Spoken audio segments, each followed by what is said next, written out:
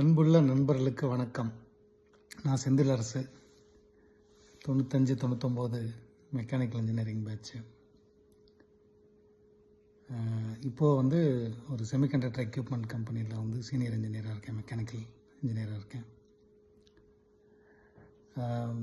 2013 வரைக்கும் இந்தியாவில் இருக்கும்போது கெட் டுகெதர்லாம் ஓரளவு மிஸ் பண்ணாமல் மெக்கானிக்கல் சைடில் போயிட்டு இருந்தேன்.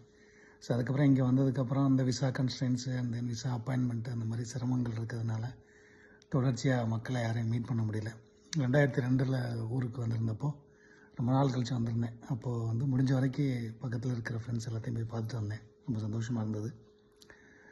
ஸோ மெக்கானிக்கல் குரூப்பை பொறுத்த வரைக்கும் வந்து வினோத் எப்பயுமே ஆக்டிவ் வச்சுருப்பாப்ல. ஸோ அதனால் எங்கள் குரூப்பில் என்ன நடக்குது அப்படிங்கிறது தெரியும்.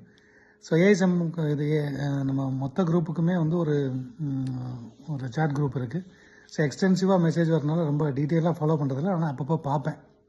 ஸோ அதனால் மற்ற நண்பர்கள், ஈஸி நண்பர்கள் ஒரு சில பேர் ஓரளவு எல்லாரோடையும் ஓரளவு கொஞ்சம் பழகிருக்கேன். ஸோ அதனால் சண்முகராஜா அடிக்கடி ஃபேஸ்புக்கில் ரொம்ப ஆக்டிவ் இருப்பாப்பில், அதே மாதிரி குரூப்பில். அப்புறம் இங்கே இருக்க யூஎஸ் நண்பர்கள் ஒரு சில பேர் வந்து பேசினேன், சுதாகிட்ட ஒரு தடவை பேசினேன்.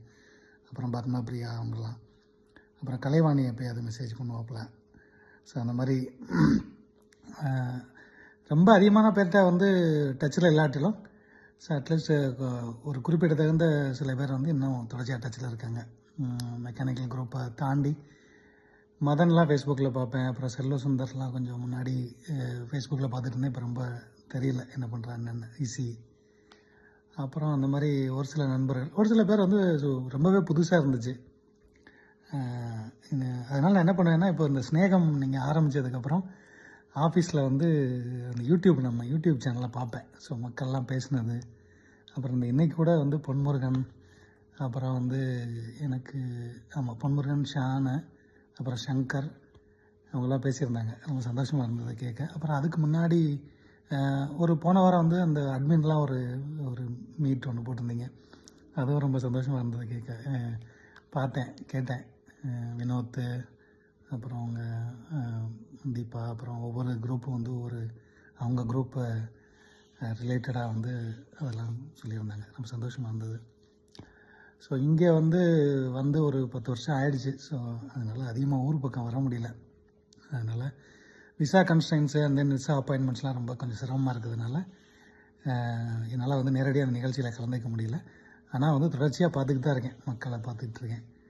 ஆமாம். ஸோ எல்லோரோடையும் ஓரளவு எங்கள் மெக்கானிக்கல் குரூப்பில் ஓரளவு டச்சில் தான் இருக்கோம். ஸோ மற்ற நண்பர்கள்லாம் பார்க்குறது வந்து கொஞ்சம் சந்தோஷமாக இருந்தது.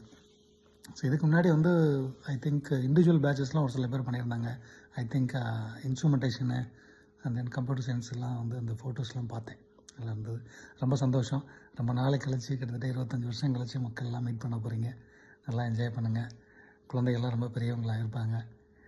ஆமாம், அது ஒரு கைண்ட் ஆஃப் ஒரு எமோஷ்னல் அண்ட் ஃபன் மொமெண்ட்டாக தான் இருக்குன்னு நினைக்கிறேன். எல்லாருக்கும் வாழ்த்துக்கள்.